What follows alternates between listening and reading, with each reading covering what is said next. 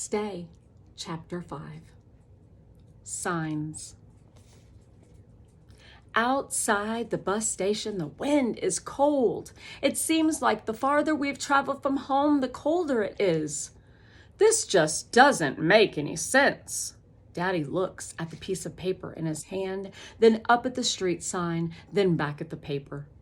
386 west, 200 south, he reads out loud. He shakes his head. What the heck kind of address is that? I'm cold, Dylan whimpers.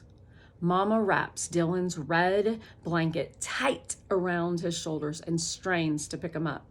Mama's kind of small, so it's not easy for her to lift him anymore. I pull my denim jacket out of my pack. You're not a little baby, you know, I snap at Dylan. Right away, I feel bad. Dylan pops his thumb into his mouth and looks at the mountains. Mama frowns. I seem to remember, young lady, you asking to be held when you were 5. I turn away to try to pull on my jacket. I don't want to see me. I don't want her to see me try to swallow past the lump in my throat. I don't want her to know that even though I'm almost 12 now, I'd give anything to climb right into her lap.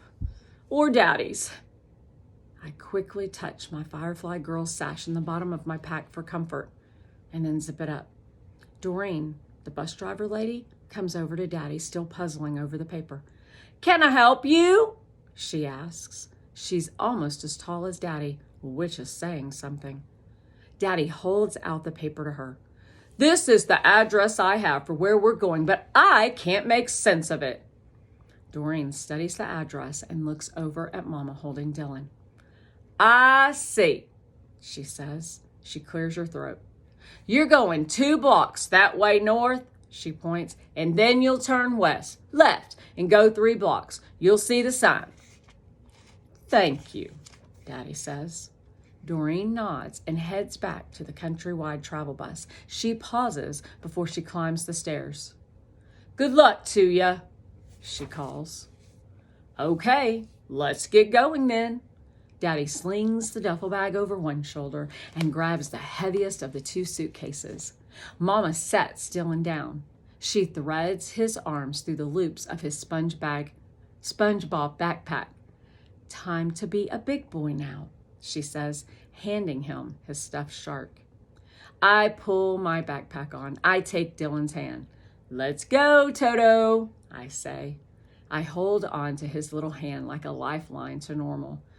We walk and walk and walk and walk. After a while, Dylan whines, I'm tired, Daddy. When will we be there? I see Daddy's shoulders tense under his thin flannel shirt.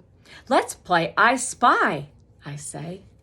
Before Dylan can complain anymore, I say, I spy with my little own eyes, something yellow and black with big wheels. School bus, he yips, pointing at the bus waiting at the red light. I squeeze his hand. Good job. Your turn. Dylan looks around, he smiles and gives a little hop. I spy with my own little eye, something small and brown and furry. Sure enough, there on the corner of the intersection stands a woman in a flowery dress holding up a cardboard sign. The sign says, Hungry, please help. Beside her sits a little brown dog with white paws and a white patch on its head. The dog looks straight at me and wags its stubby tail. The woman looks desperate, but the dog looks as happy as can be. I wish I could be like that little dog. Dylan tugs on my hand. Did you guess? I tear my eyes away from the woman and dog. Yeah, I say, hurrying to catch up with Daddy. A dog! We keep playing as we follow Daddy through the city. I spy something big and green and overflowing with garbage.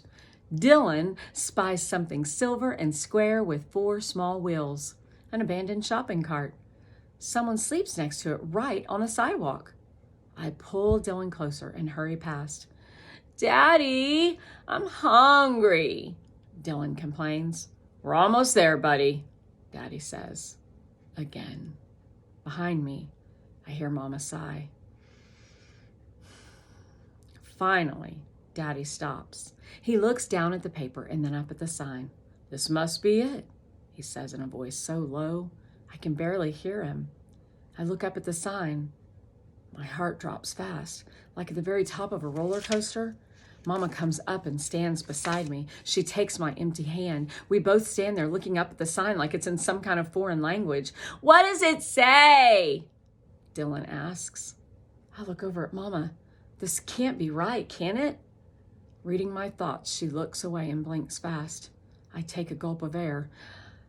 It says 6th West Emergency Shelter. Dylan frowns and shifts his toy shark in his arm. What's a emergency shelter?